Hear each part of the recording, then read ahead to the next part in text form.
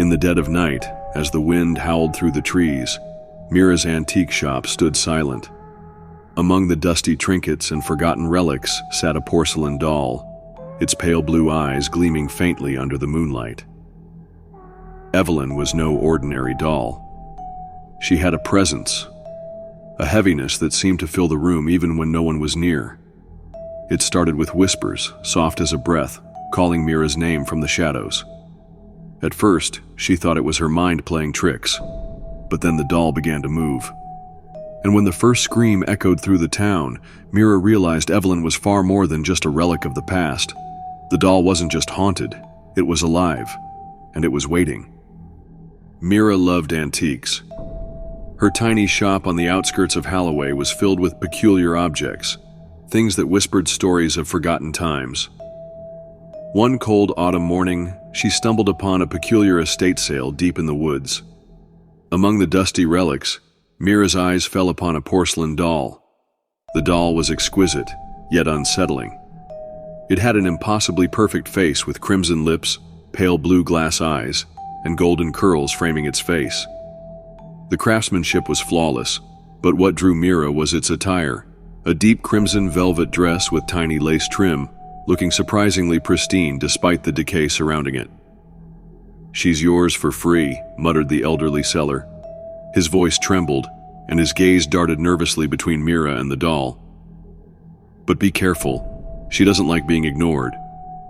Mira laughed nervously, assuming the old man was indulging in local superstitions. She named the doll Evelyn and brought her home. At first, Evelyn seemed like an ordinary doll. Mira placed her in the shop window to attract customers. Strangely, business began to pick up. People entered the shop claiming they felt drawn by something. But then, the whispers began. At night, Mira heard soft, unintelligible murmurs in her home. At first, she dismissed them as creaks of the old building. Yet every morning, Evelyn appeared in a new location, always watching Mira with those unblinking eyes. One night, Mira awoke to a chilling whisper near her ear. "Mira, play with me." She jolted upright, her heart racing. Evelyn was on the chair by her bed, her tiny porcelain hand pointing at Mira's face. Terrified yet curious, Mira began researching Evelyn. She discovered that the doll belonged to a girl named Clara, who had vanished over a century ago. Local legends claimed Clara was a strange child with a gift for speaking to the dead. The doll was said to have been her conduit, a vessel for restless spirits. Mira's unease deepened when she found a photograph of Clara holding the same doll. The doll's face in the picture looked subtly different. Its once calm smile now bore a sinister smirk. One evening, a man named George entered the shop, captivated by Evelyn. He insisted on buying her, offering a generous sum. Reluctantly, Mira agreed. That night, the whispers stopped, and Mira slept soundly for the first time in weeks, but George didn't. The next morning, he was found dead in his home. Witnesses reported seeing him the previous night, clutching the doll and screaming, "It won't stop whispering!" The police returned the doll to Mira, who locked it away in the basement. Yet the whispers returned, louder, more persistent. Desperate, Mira sought the help of a local historian, Dr. Elara Graves. Together they performed a seance to uncover Evelyn's truth. As the room grew cold, Evelyn's glass eyes began to gleam, and a child's voice filled the air. "She's coming," the voice whispered. "She wants to play." Suddenly the lights shattered, plunging the room into darkness. Mira felt tiny, cold hands gripping her arm. Screaming, she lit a candle, revealing the doll now standing upright, her face contorted into a malevolent grin. "Burn her!" Dr. Graves shouted. Mira hesitated, but then threw Evelyn into the roaring fireplace. The doll's porcelain skin blackened and cracked, emitting an ear-piercing scream. As Evelyn disintegrated, the whispers ceased. Mira thought she was free, but the next morning, she found a small shard of Evelyn's porcelain face on her doorstep. That night, as she lay in bed, she heard it again, a faint, chilling whisper. "Mira, let's play." As the first light of dawn crept over the horizon, Mira thought she was free. The doll was gone, reduced to ash in the fire. But as she stepped outside, a chill ran down her spine.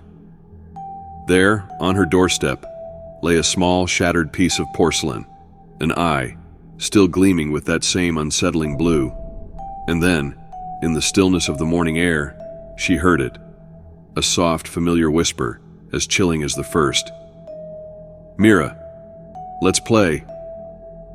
The game had only just begun. Mira tried to escape, to flee the nightmare that had rooted itself in her life. She locked the doll's remnants away, moved to another town, even changed her name, but it never stopped. The whispers followed her in her dreams, through her waking hours, and in every creak of the floorboards at night. No matter how far she ran, the doll's cold presence lingered like a shadow. One evening, as Mira sat by the window, her eyes drawn to the distant horizon, a sudden chill swept through the room. Her breath fogged the air, and the unmistakable sound of porcelain scraping against wood echoed in the silence. Slowly, she turned, heart pounding. There, in the reflection of the window, was Evelyn, standing in the center of the room, her cracked face now perfectly restored. Her glass eyes locked onto Mira's, unblinking, filled with an unmistakable hunger. And then, the whisper came, louder than ever before, ringing through her bones. "I'm never letting you go." Mira's scream was swallowed by the darkness, as the doll's twisted smile stretched impossibly wide, sealing her fate forever. The game was over for her, but it had just begun for the next victim.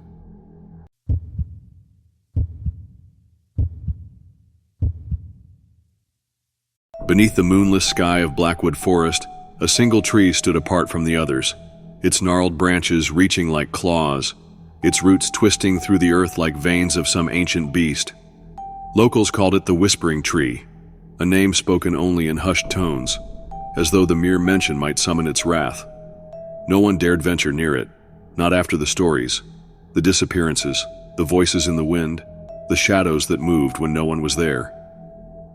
But Emma didn't believe in stories. And tonight, as the wind howled through the forest, she would learn the truth, that some legends don't die. They hunger. In the heart of Blackwood Forest, an ancient tree stood, gnarled, skeletal, and twisted. The locals called it the Whispering Tree. No one knew its true name or origin, but legends swirled like mist around it. They said the tree had been there longer than memory, a sinister relic of a forgotten time. The villagers whispered about it in hushed tones, cautioning children not to wander too close. They claimed the tree fed on fear, on secrets, on sins. Strange happenings surrounded it, people disappearing, whispers in the wind carrying voices of the lost, and shadows moving where no one walked. For decades, curiosity had been the tree's greatest weapon, and tonight, it claimed a new victim. Emma, a nature photographer, had heard the stories but dismissed them as rural superstition. She came to Blackwood seeking inspiration, drawn by the haunting beauty of the forest. With her camera slung over her shoulder, she ventured deep into the woods, her boots crunching the frostbitten leaves beneath her feet. The air grew colder, heavier. Shadows stretched unnaturally long. A sense of foreboding prickled at her neck, but Emma pressed on, determined to find the legendary tree. Her guide, a scruffy local man named Peter, had refused to go beyond the forest's edge. "You'll regret it," he'd muttered, spitting on the ground. "We all do." By the time Emma found the tree, twilight had surrendered to night. It loomed before her, more grotesque than she'd imagined. The bark was gray and cracked, resembling weathered flesh. Its branches clawed the sky like skeletal fingers, and its roots erupted from the earth like coiled serpents. But it wasn't just the appearance, it was the feeling. The tree radiated malice, a palpable hatred that hung in the air. She raised her camera, but the moment her finger hovered over the shutter, the whispers began. At first they were faint, a soft murmuring that seemed to drift on the breeze. But as Emma stepped closer, they grew louder, clearer. Voices, fragmented and urgent, called her name. "Emma. Emma." She froze, her breath misting in the frigid air. The whispers seemed to come from the tree itself, resonating from deep within its gnarled trunk. The camera in her hands felt suddenly heavy, as if the tree's presence drained her strength. "Emma, help us." Her rational mind warred with primal fear. She forced a laugh, shaky and hollow. "It's just the wind," she whispered, trying to convince herself. But the voices didn't stop. They grew more insistent, overlapping, a cacophony of pleading and anguish. Then she saw it. Faces. Pale, ghastly faces pressed against the bark, their mouths open in silent screams. They were fleeting, vanishing the moment she blinked, but their terror was etched into her mind. "Peter was right," Emma muttered. She turned to leave, but the ground beneath her shifted. The roots seemed to writhe, coiling around her ankles like serpents. Panic surged. She tugged her legs free, stumbling back. Her flashlight flickered, its beam casting eerie shadows that danced across the forest floor. Then from the corner of her eye, she saw movement. A figure, no, several figures, emerged from the darkness. They were translucent, spectral, their faces twisted with torment. One of them, a young woman in a tattered dress, reached out to Emma with trembling hands. "Help us," the ghostly figure whispered. "The tree keeps us here.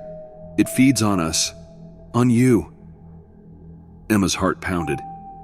"What do you mean?" she stammered, though her instinct screamed at her to run. "The whispers," the woman said.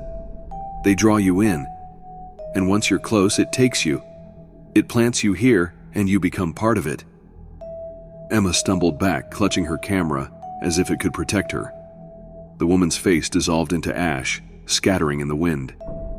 The whispers grew louder, more desperate. And then the tree moved. Its branches creaked, bending unnaturally. The bark split open, revealing a gaping maw lined with jagged thorn-like teeth. The air grew thick with the stench of decay. Emma screamed and bolted, dodging the grasping roots. The forest twisted around her, disorienting her. Every path looked the same, every shadow seemed alive. Her flashlight failed entirely, plunging her into darkness. But she could still hear the tree's whispers, now mingled with its monstrous laughter. She tripped and fell, the camera slipping from her grasp.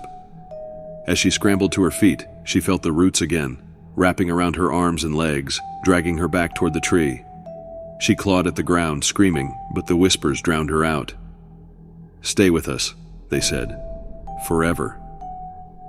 The last thing Emma saw before she was pulled into the tree was the faces, dozens of them, twisted with agony, emerging from its bark to welcome her.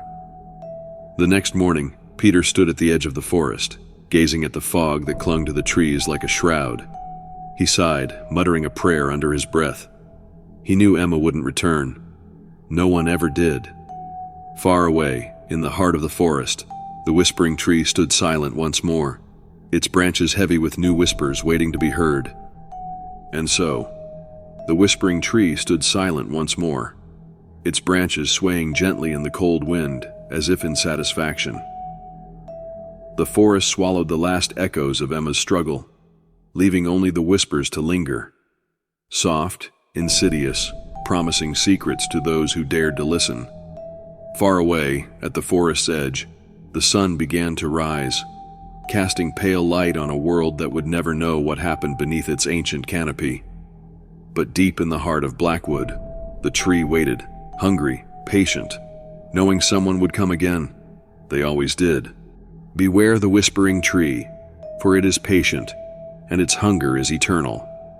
It calls not to the curious, but to the vulnerable, the guilty, the broken. Its voice will creep into your dreams, weaving promises and lies, until you find yourself drawn back to its shadow. You might tell yourself it's just a story, just the wind in the trees, but deep down, you'll know the truth. The whispering tree never forgets. Its roots reach far, its whispers travel wide, and its branches cradle the souls it claims. Run while you can, but know this. Once it has spoken your name, the forest will always find you. And when it does, the tree will be waiting, hungry, patient, and ready to make you part of its legend forever.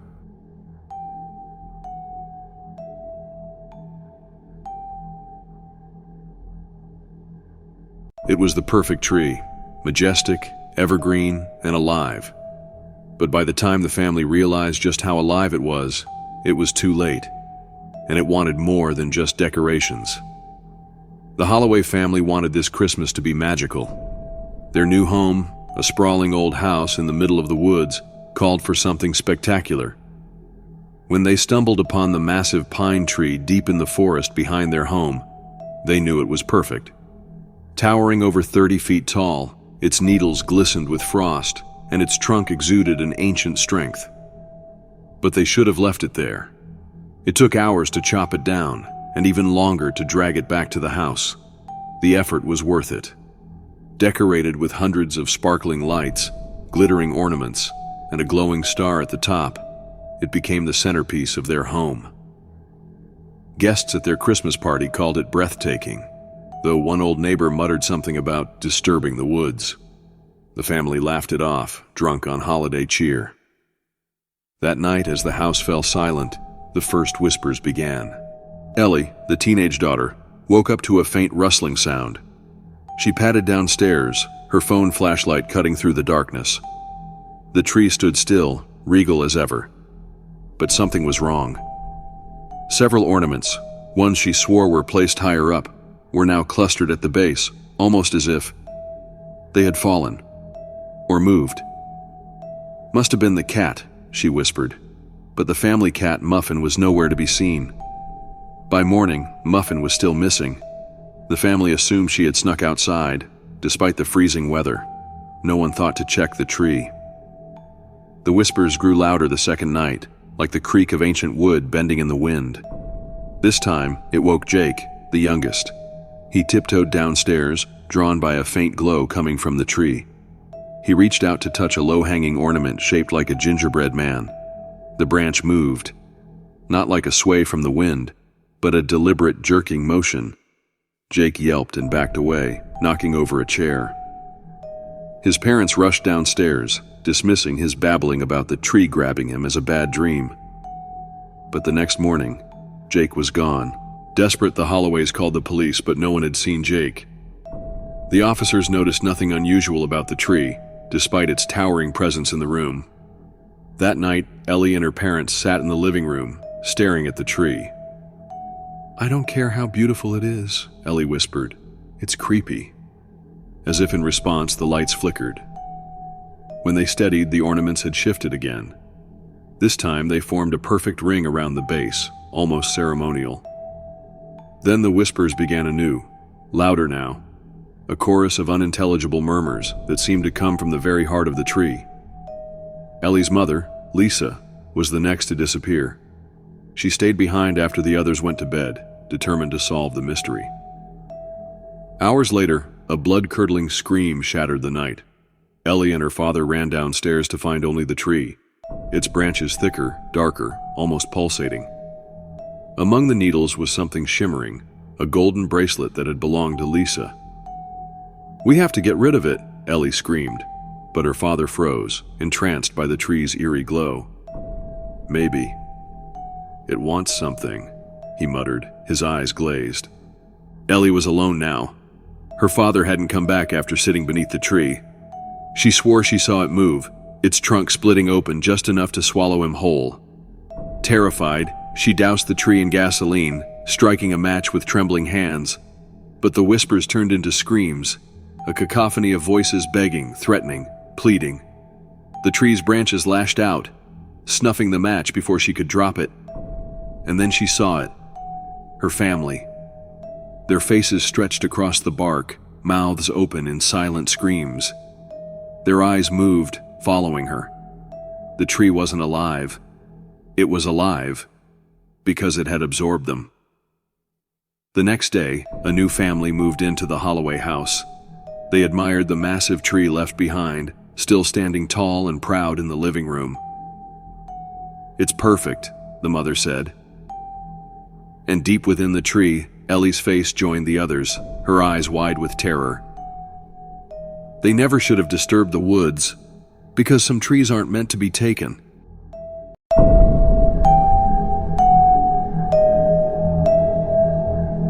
When we think of haunted dolls, our minds often conjure images of cracked porcelain faces and dead, glassy eyes. Victorian relics, cloaked in shadows, whispering secrets from the past. But not all haunted dolls look like they stepped out of a 19th century nightmare. Sometimes they come from the unlikeliest places. Take the story of a family in Houston, Texas, whose lives were forever altered by what seemed like an innocent Christmas gift, a Disney frozen Elsa doll. Not all hauntings begin in old, decaying houses. Sometimes they begin with the things we bring into our homes. Objects we trust, objects we cherish. This is the story of a family in Houston, Texas, whose lives were forever changed by what seemed like a harmless Christmas gift, a Disney frozen Elsa doll. It was Christmas morning, 2013.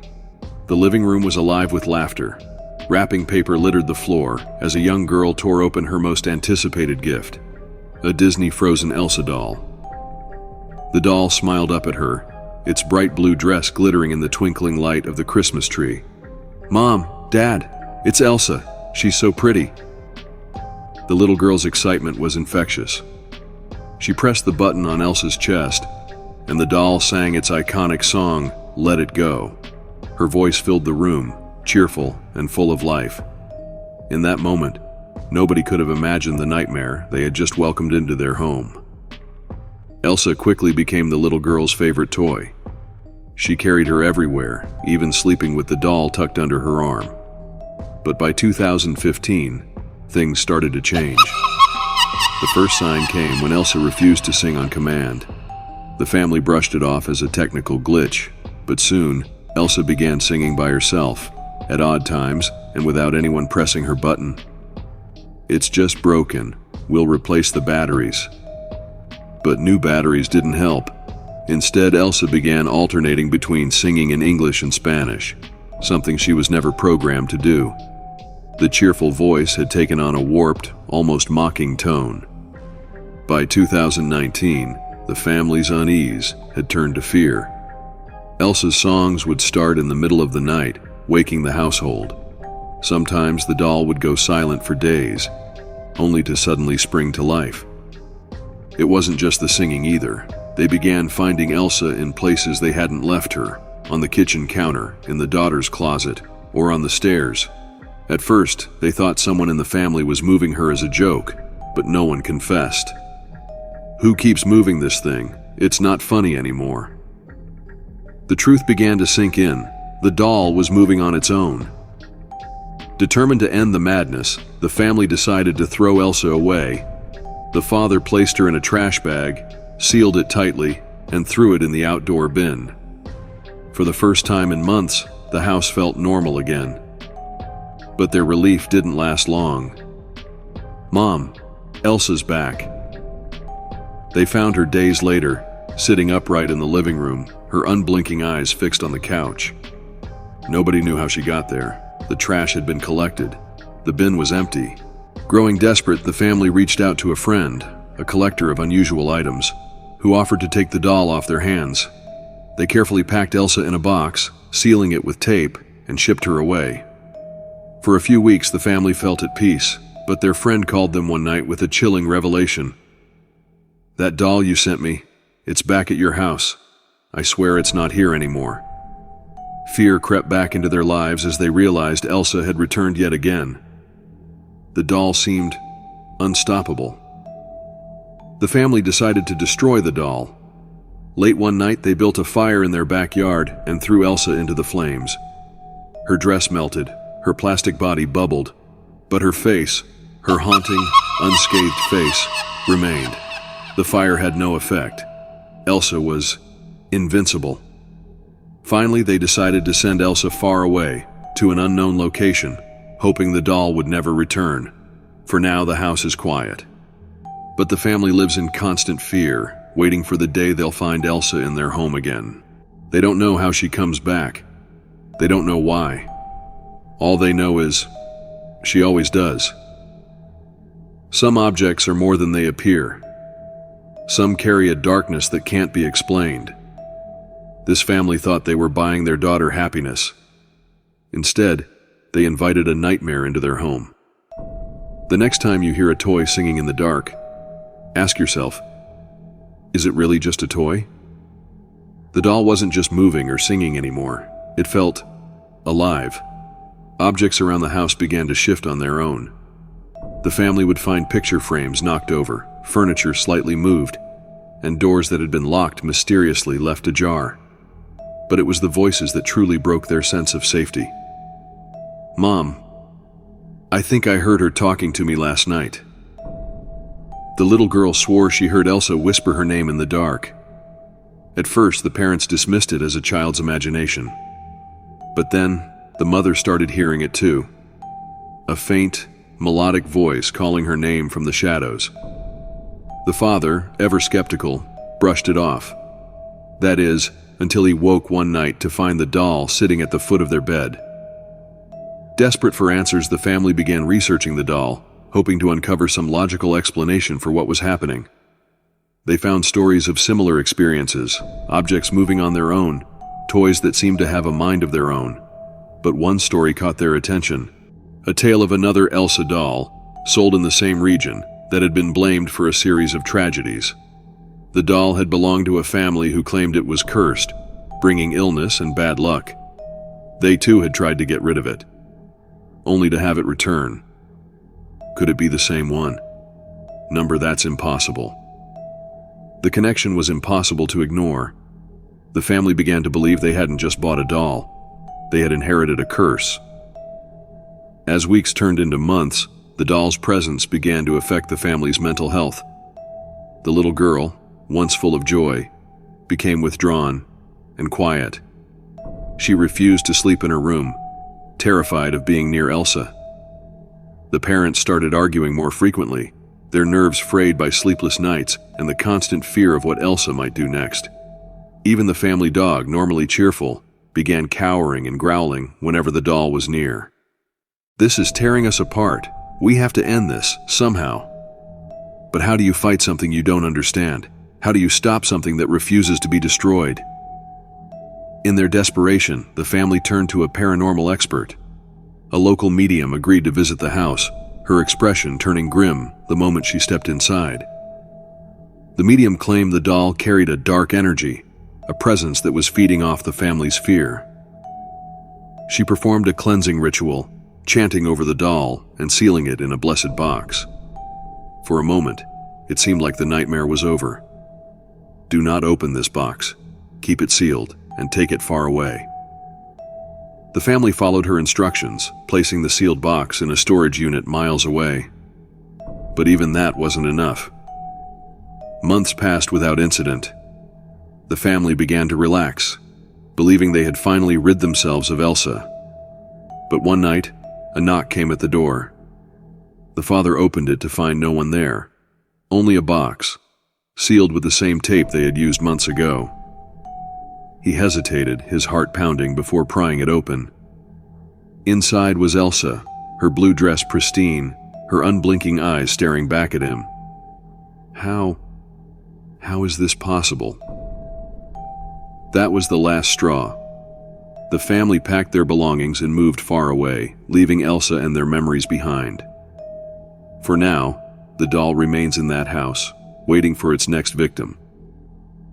Some objects aren't just possessions. They carry something darker, something that defies explanation. The Houston family thought they were buying happiness. Instead, they brought a curse into their lives. Elsa still exists out there waiting. Perhaps she's in another home now, singing her cheerful song, biding her time. The next time you hear a toy in the dark, ask yourself, are you truly alone?